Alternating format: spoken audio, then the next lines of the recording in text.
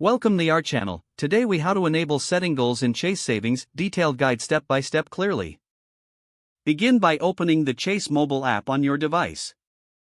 Log into your Chase account using your credentials. Once logged in, navigate to the Accounts tab at the bottom of the screen.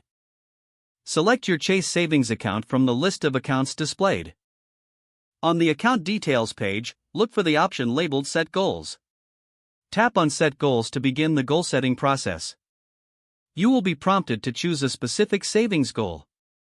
Select from options such as Emergency Fund, Vacation, or New Car. If you have a custom goal, choose Other and enter your own description. Next, specify the amount you wish to save for your selected goal. After entering the goal amount, set a target date for when you want to reach this goal. Review your chosen settings to ensure they reflect your intentions accurately. Once confirmed, tap Save to finalize your goal setup. Your goal will now be displayed within your Chase Savings account details. To make adjustments, return to the Set Goals section at any time. Monitor your progress regularly to stay on track with your savings. Consider setting up automatic transfers to fund your goal more efficiently. This feature will help you manage and visualize your savings journey effectively. With your goals set, you're on your way to achieving your financial aspirations. Utilizing this feature empowers you to make informed decisions about saving. If the page does not load, refresh the browser or try again in a private or incognito window.